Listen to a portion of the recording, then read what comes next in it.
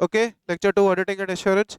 कल तक के डेफिनेशन के हिसाब से क्या था? Auditing is an independent examination of the books of accounts so as to express an opinion that financial statement are prepared as per AFRF, applicable financial reporting framework के हिसाब से फाइनेंशियल स्टेटमेंट बनी है, और they are free from material misstatement, उनमें कोई गलती नहीं है।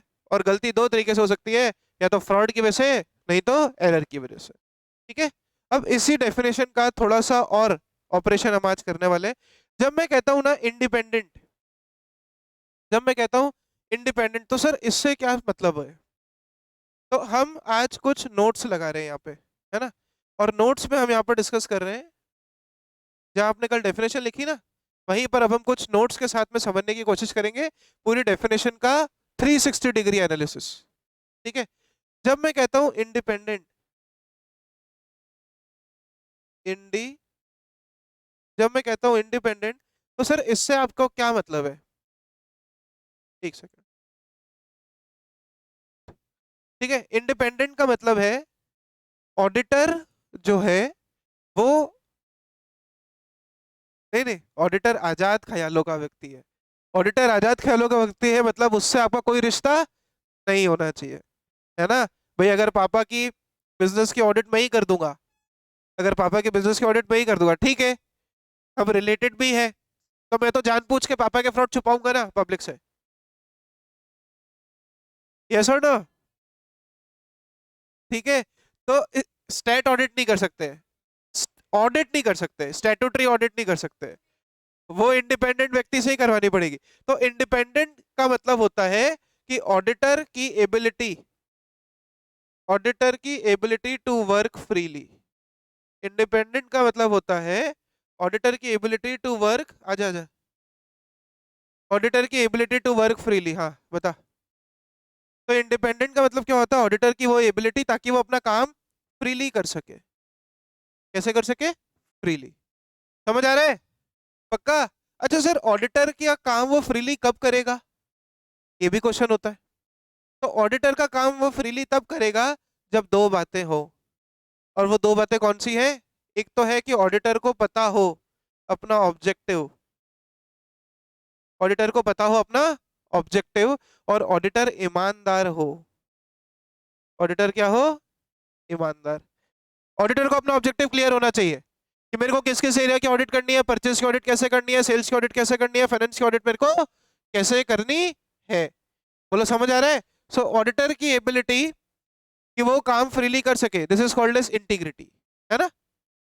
इंटीग्रिटी और ऑब्जेक्टिविटी। तो ऑडिटर की ऑब्जेक्टिविटी कहती है मित्रों कि ऑडिटर का ऑब्जेक्टिव क्लियर होना चाहिए। ऑडिटर आके तुमसे ही पूछ रहा है, अरे यार ये परचेज कैसे किया आपने?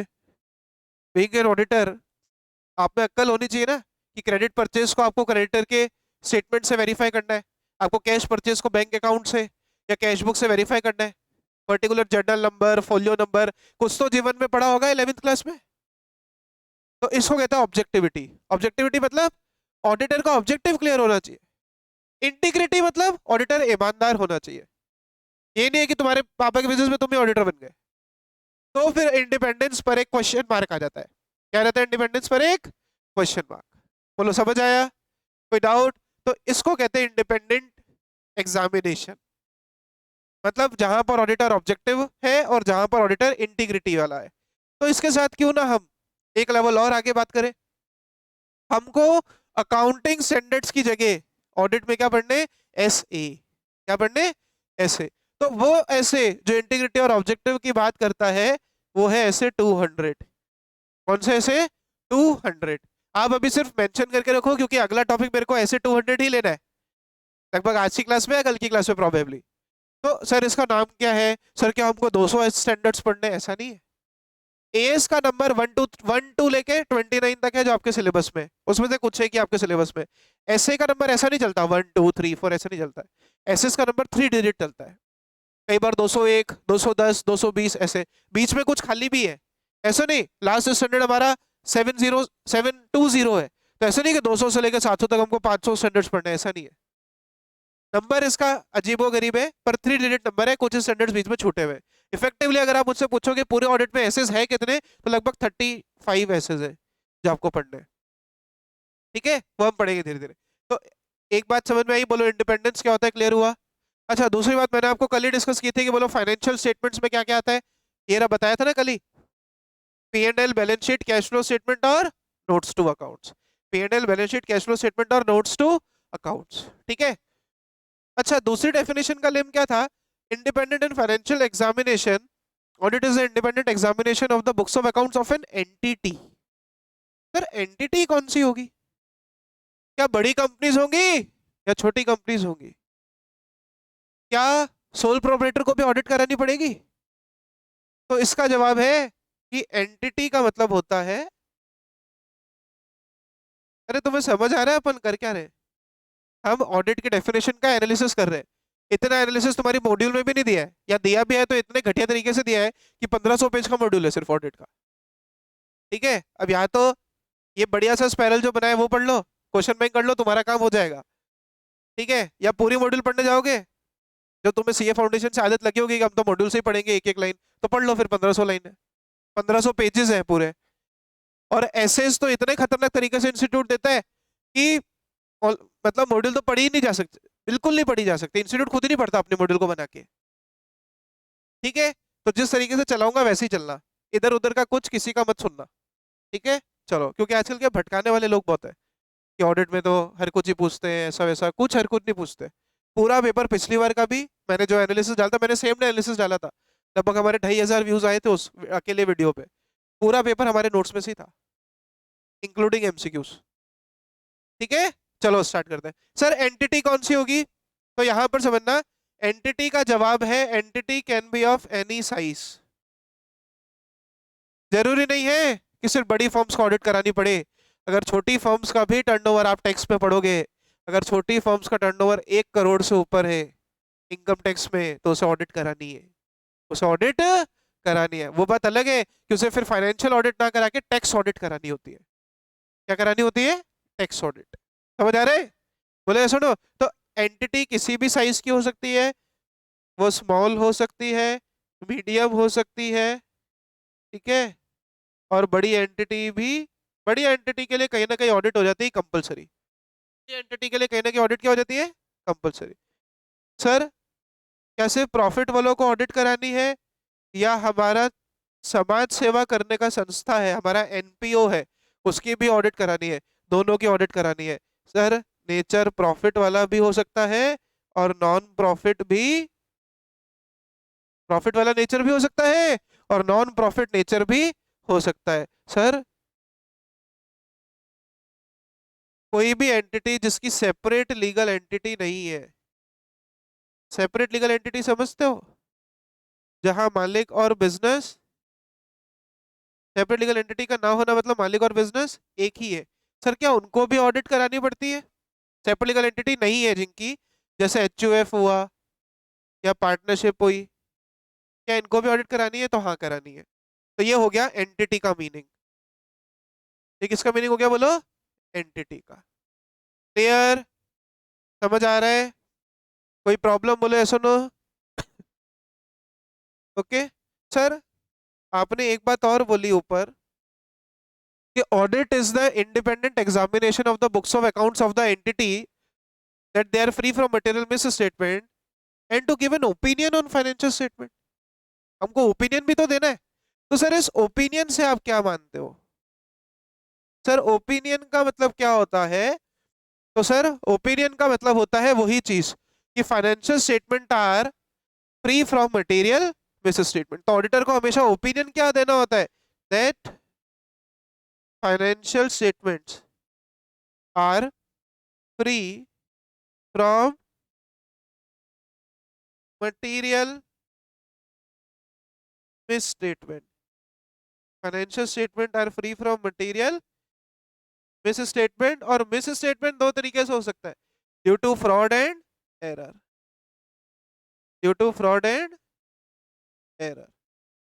सर बहुत हो गया ये आपके दो वर्ड सुनते सुनते हम पागल ना हो जाए कहीं। फ्रॉड और एरर में डिफरेंस तो बताओ। तो आइए, फ्रॉड और एरर, वैसे ना ये आप कॉन्ट्रैक्ट एक्ट में जीवन में पढ़ के आए हो। फ्रॉड का मतलब होता है इंटेंशनल गलती, इंटेंशनल मिस्टेक, और एरर का मतलब होता है गलती से mistake. Clear? Unintentional hiding of facts is called as mistake and intentional suppression of facts is called as fraud. समझ में आया? तो फ्रॉड का मतलब क्या होता है? इंटेंशनल। फ्रॉड का मतलब होता है इंटेंशनल एरर, जानबूझकर की गई गलती तो हम कहते हैं फ्रॉड। जानबूझकर की गई गलती को हम कहते हैं फ्रॉड। अरे तुम ऑडिटर थे यार एक कंपनी के, और तुमने देखा कि कंपनी ने बहुत सारे रिलेटेड पार्टी ट्रांजैक्शंस कर रखे। और आपकी नॉलेज के लिए ही मैंने आपको बता दूं, AS 18 कल मैंने पढ़ाया था परसों। और रिलेटेड पार्टी के ट्रांजैक्शन डिस्क्लोज होने चाहिए, नहीं किए कंपनी ने, फ्रॉड है। फ्रॉड है तो आपने रिपोर्ट ही नहीं किया, तो आप फ्रॉड में दोषी पाए जाओगे। कहाँ दोषी पाए जाओगे? फ्रॉड में। तो फ्रॉड मतलब इंटेंशनल, आप जानते थे कि गलती है, आप जानते थे कि गलती है बट आपने बताई नहीं, इंटेंशनल। और एरर क्या होता है सर? एरर का मीनिंग है unintentional. Unintentional mistake, unintentional mistake. बोले सुनो, क्लियर? 100%? ओके। अब सर, अच्छा AFRF मैंने आपको कल ही लिखवा दिया था, एप्लीकेबल फाइनेंशियल रिपोर्टिंग फ्रेमवर्क, ये रहा ऊपर। तो वो भी डेफिनेशन का ही पार्ट था। क्या पढ़ा था आपने AFRF में? कि अगर एंटिटी का प्रिस्क्राइब्ड है तो वो फॉलो करो, और नहीं तो GPFS, general purpose financial statements. क्या था बोलो?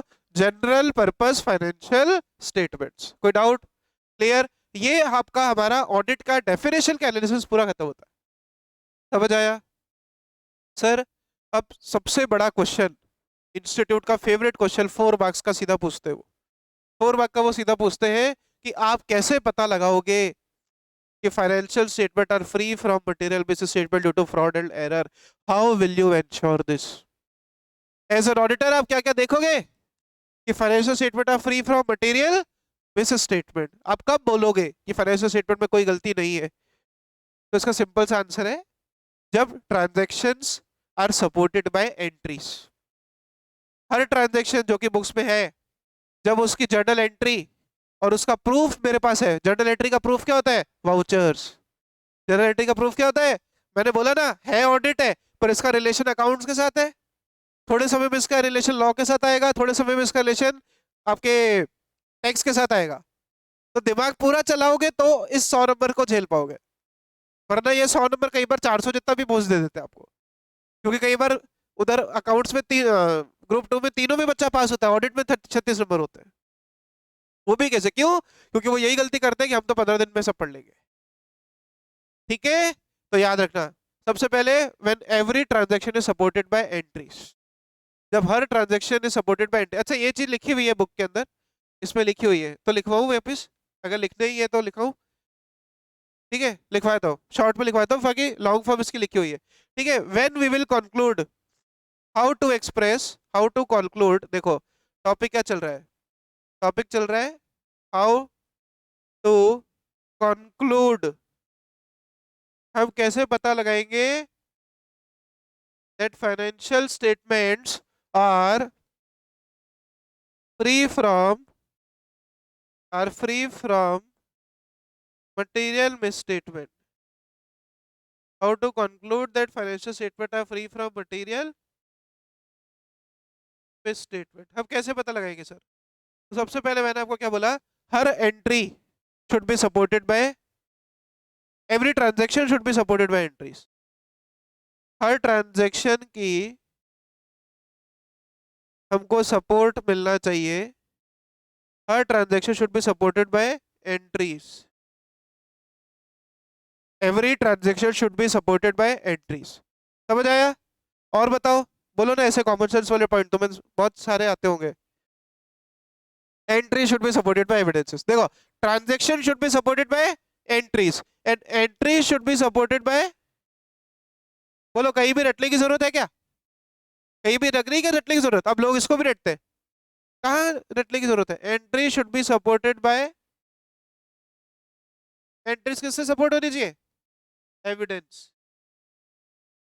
एविडेंस मतलब वाउचर, एविडेंस मतलब वाउचर। बोले ऐसा नो। एक बात और आपको चेक करनी पड़ेगी कि all the entries have been recorded, all entries are recorded. मतलब कि मैं कह सकता हूँ कि कोई भी एंट्री एंट्री ओमिट नहीं हुई है, देयर इज नो ओमिशन, है ना? Clear, there is no omission,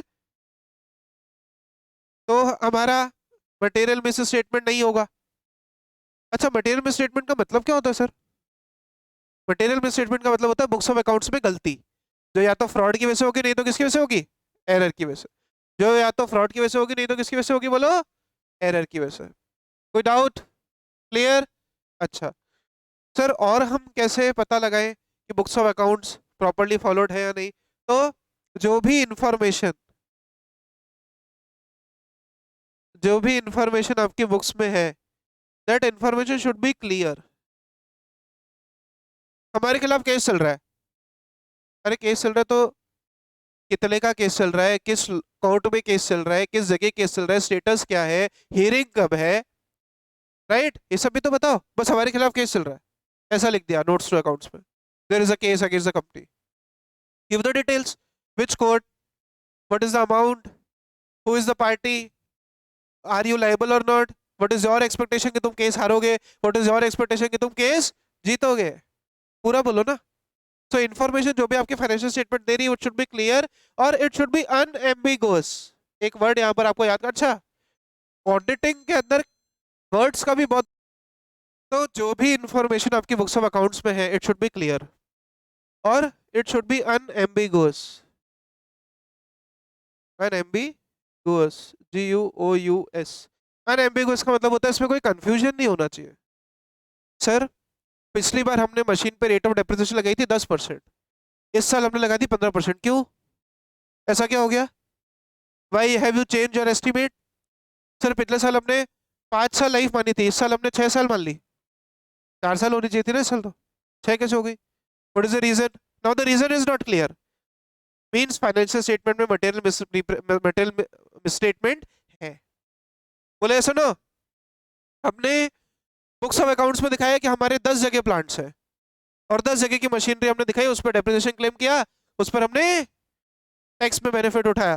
जब चेक किया गया इनकम टैक्स अथॉरिटी द्वारा तो पता पड़ता है, क्या पता पड़ता है कि 10 में से 6 मशीन्स, 10 में से 6 लोकेशंस में तो खाली मैदान बना हुआ है, no machine no plant nothing, fraud. क्या होगा ये?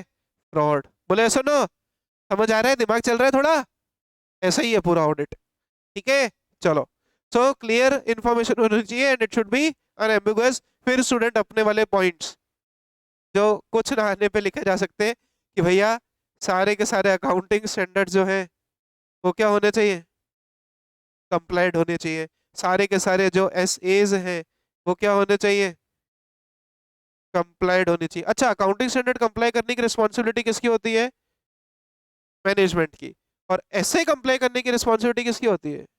ऑडिटर। बोले ऐसा नो, क्लियर?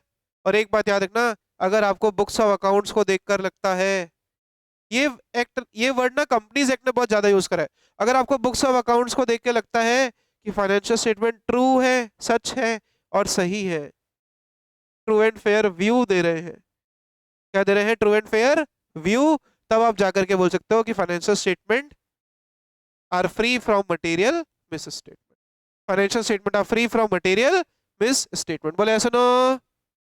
क्लियर?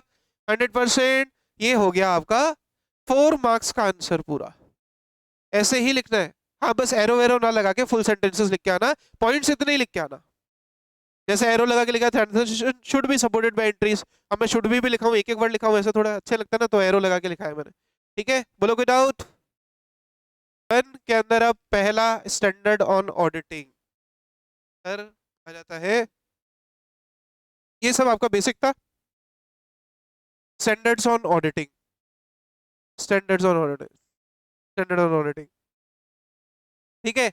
हाँ, अब पहली बात SA, स्टैंडर्ड ऑन ऑडिटिंग, ये वैसे ही है, और इशू करने वाला भी बॉडी वही है जो एएस इशू करती है, ICAI, institute of chartered accountants of India. तो सर क्या फिर आप हमें वो जो एएस में आपने पढ़ाया था कि एएस कैसे इशू होते हैं, ड्राफ्टिंग कमेटी बनाती है, वही प्रोसेस है? हाँ बिल्कुल वही प्रोसेस है। तो जब वहां पढ़ा दिया तो यहाँ रिपीट नहीं करेंगे। बस एक बात यहाँ पर चेंज है, वहां पर एएस बनाने वाली जो बॉडी थी, समझना ध्यान से, वहां पर जो एएस बनाने वाली बॉडी थी उसका नाम था अकाउंटिंग स्टैंडर्ड बोर्ड। क्या नाम था? ASB। और जो कि किसकी बॉडी थी? ICAI। यहां पर जो ऐसे बनाने वाली कमेटी है ना, उसका नाम है ऑडिटिंग। बस इतना जरूर आप लिख करके रखना, auditing and assurance standard board. Auditing and assurance standard board. और ये भी बोर्ड किसका है? ICAI का। ठीक है, auditing and assurance standard board. ये सिर्फ नॉलेज के लिए बता रहा हूँ। ऐसे अभी शुरू कर रहे हैं, तो सीधी सी बात है सर, ऐसे शुरू करने का प्रोसेस क्या होता होगा? तो ऐसे शुरू करने का प्रोसेस होता है, सबसे पहले AASB, accounting auditing and assurance standard board. अच्छा कल मैंने आपको एश्योरेंस का मीनिंग भी बताया था, लेस देन 100%। अच्छा जो 100% होता है उसको तो कहते हैं एब्सोल्यूट एश्योरेंस। जो 100% होता है उसे हम क्या कहते हैं? Absolute assurance. और जो लेस देन 100% होता है उसको हम क्या कहते हैं? Reasonable assurance. और ऑडिट में हम क्या देते हैं बोलो? रीजनेबल एश्योरेंस देते हैं या एब्सोल्यूट? रीजनेबल एश्योरेंस मतलब लेस देन 100% एश्योरेंस। बोले सुनो, तो अब सीधी सी बात है, AASB, इसको हम प्यार से शॉर्ट में बोलते हैं AASB, auditing and assurance standards board. ये स्टैंडर्ड बनाएगी और सीधा इशू करेगी। इसके लिए हमको सरकार से परमिशन लेने की जरूरत नहीं है। अगर आपको याद हो तो एएस जब बन रहे थे तो मैंने आपको बोला था सरकार की एक बॉडी होती है नाकास, जिसको नई बॉडी बोले थे नफरा, नेशनल फाइनेंशियल रिपोर्टिंग अथॉरिटी, वो अप्रूव करेगी तो एएस नोटिफाई होते हैं। और ऑडिट करने का तो सोल और अधिकार सिर्फ सीए के पास है, और सीए के सुप्रीम अथॉरिटी ने अगर अप्रूवल दे दी तो इसके लिए हमको सरकार से किसी बॉडी की परमिशन लेने की जरूरत नहीं है। इसके लिए हमें सरकार से किसी भी बॉडी की परमिशन लेने की जरूरत नहीं होती। बोलो समझ आया? क्लियर? हालांकि इसके ऊपर पिछले दिनों बहुत ज्यादा डिबेट हुई, जब सरकार को बोला गया, सरकार ने बोला गया, सरकार की एक कमेटी ने बोला कि ICAI की सुप्रीम पावर्स को खत्म किया जाए और उसके खिलाफ एक parallel body Indian institute of accounting लाया जाए जो कि सीए जैसा पैरेलल कोर्स कराए। घटिया सी बातें थी, पार्लियामेंट में प्रपोजल मूव ही नहीं होने पाया, वोटिंग तो दूर की बात है, मूव ही नहीं हुआ। बोले हटाओ, ऐसी घटिया रिकमेंडेशन कौन देता? क्लियर? समझ में आया? So that is the worth of a CA. बोले यहाँ तक कोई डाउट? अब यहाँ पर एसेस की जो लिस्ट बनी हुई है ना, वो कुछ इस तरीके से बनी हुई है कि सबसे पहले ऐसे आता है हमारा बेसिक स्टैंडर्ड ऐसे 200। कौन सा आता है? ऐसे 200 इंटर लेवल पर, एक्सट्रीम लेवल पर पूछे जाने वाला स्टैंडर्ड। फाइनल लेवल पर इतना नहीं पूछते। अच्छा सारे स्टैंडर्ड जो आपके इंटर लेवल पर है वो सारे उठ के फाइनल लेवल पे भी आएंगे। ठीक है, सेम बट केस स्टडीज बढ़ जाएगी, लेवल ऑफ क्वेश्चनिंग बढ़ जाएगी। तो यहाँ पर जितना अच्छे से आप एसेस को ध्यान में रखो और जितना ज्यादा आप एग्जाम में एसेस को कोट करके आओ, नाम लिख करके आओ, उतने अच्छे नंबर मिलते हैं। टीचर्स कहते हैं कि एसेस इंटर लेवल पर पढ़ने की, रटने की जरूरत नहीं है, कोई नहीं पूछता। आप कॉपीज देखो, सर्टिफाइड कॉपीज, हम झूठ नहीं बोलेंगे। जो ऐसे जहां पर लिख के आया है वहां नंबर दिए, स्टूडेंट ने कुछ भी लिखा है ऐसे मेंशन नहीं करा, नंबर काट दिए, सिंपल। ठीक है, तो आइए बेसिक स्टैंडर्ड SA 200 से शुरू करते हैं। और SA 200 बात करता है, नाम में ही इसका पूरा सार है, साथ साथ ही लिखते रहना। SA 200 का नाम है, हाँ ये सबसे पहला ऐसे, overall objectives of an independent auditor. Overall objectives of an independent auditor and conduct of audit. Overall objectives of independent auditor and conduct of audit in accordance with standards on auditing, and conduct of audit in accordance with standards of auditing, and conduct of audit in accordance with standards of auditing. Sir ये पूरा नाम याद करना है? हाँ, सिर्फ यही एक ऐसे जिसका ऐसा भारी भरकम नाम है। आगे कुछ स्टैंडर्ड्स और भी आएंगे जिनके भारी भरकम नाम है, पर ये तो इजी है ना। देखो, ऑडिटर का ओवरऑल ऑब्जेक्टिव क्या होगा? इंडिपेंडेंट होता है ऑडिटर। अपन ने अभी अभी बेसिक डेफिनेशन में पढ़ा कि ऑडिटर क्या होता है? इंडिपेंडेंट होता है। तो उसका ऑब्जेक्टिव बताता है, और ये ऐसे कहता है कि आपको ऑडिट अपनी जो कंडक्ट करनी है वो कैसे करनी है? ऐसे इसके हिसाब से कंडक्ट करनी है। सिंपल। इसको बेसिक रिपोर्टिंग स्टैंडर्ड भी बोला जाता है। अब इस स्टैंडर्ड के अनुसार सर हमारे ऑडिटर का ऑब्जेक्टिव क्या होता है वो आपको सबसे पहले डिस्कस करना है। ठीक है। So what is the objective of auditor? तो सर ऑब्जेक्टिव ऑफ ऑडिटर क्या होता है? पूरी ऑडिट का सार किसमें छुपा है? एब्सोल्यूट एश्योरेंस देने में कि रीजनेबल एश्योरेंस? Reasonable assurance. तो ऑडिटर का ऑब्जेक्टिव क्या होता है? तो ऑडिटर को अपने पूरे कार्यकाल में चाहिए रीजनेबल एश्योरेंस। क्या चाहिए? रीजनेबल एश्योरेंस चाहिए सर। ऑडिटर को अपने पूरे कार्यकाल में क्या चाहिए? Reasonable assurance. वो एश्योरेंस जो कि लेस देन 100% हो। वो एश्योरेंस जो कि लेस देन, एक सेकंड साइन मैंने उल्टा लगा दिया। वो एश्योरेंस जो कि लेस देन 100% एश्योरेंस है। इक्वल टू भी नहीं, इक्वल टू भी नहीं है। वो एश्योरेंस जो कि कैसी है? लेस देन 100% एश्योरेंस है। और एश्योरेंस क्या है वो आपको पता है? एश्योरेंस है that financial statements are free from, बोलो बोलो, याद हो जाएगा पूरा, बार बार बोलोगे तो। Financial statement are free from material misstatement. और वो मिस स्टेटमेंट कैसे हो सकता है? Due to fraud and, due to fraud and error. तो एक तो ऑडिटर का ऑब्जेक्टिव ये हो गया कि उसको रीजनेबल एश्योरेंस चाहिए। एक तो ऑडिटर का ऑब्जेक्टिव क्या हुआ कि उसे क्या चाहिए? Reasonable assurance. और एक ऑडिटर का ऑब्जेक्टिव हुआ to express an opinion. Reasonable assurance क्या क्या ऑडिटर तेल थोड़ी निकालेगा। ऑडिटर रीजनेबल एश्योरेंस दे करके ओपिनियन देता है, टू एक्सप्रेस एन ओपिनियन। और ओपिनियन में क्या कहता है? Whether financial statements are prepared. और प्रिपेयर के साथ में क्या वर्ड याद करना है? Prepared and presented. अरे कल याद कर रहा था ना। Are prepared and presented as per, बोलो as per, AFRF, applicable financial reporting framework. Applicable financial reporting framework, बोलो यस और नो। और एक और ऑडिटर का ऑब्जेक्टिव है कि अंत में ओपिनियन देने के लिए आपको एक रिपोर्ट देनी है, जिसको कहते हैं ऑडिटर्स रिपोर्ट। क्या कहते हैं बच्चों? Auditor's report. समझ आ रहा है? And then finally to report, to report on financial statements, to report on financial statements as required. अच्छा, रिपोर्ट देने की रिक्वायरमेंट है एसएस की। किसकी रिपोर्ट किसकी रिक्वायरमेंट है रिपोर्ट देने की? एसएस की। क्लियर? समझ आया? ये है आपको overall objectives of the auditor. हाँ, ठीक है, समझ आया? अभी ऐसे खत्म नहीं हुआ, ऐसे तो अभी चलेगा। आज की क्लास यहाँ खत्म होती है। ठीक है, और पढ़े कि बहुत है? बहुत है।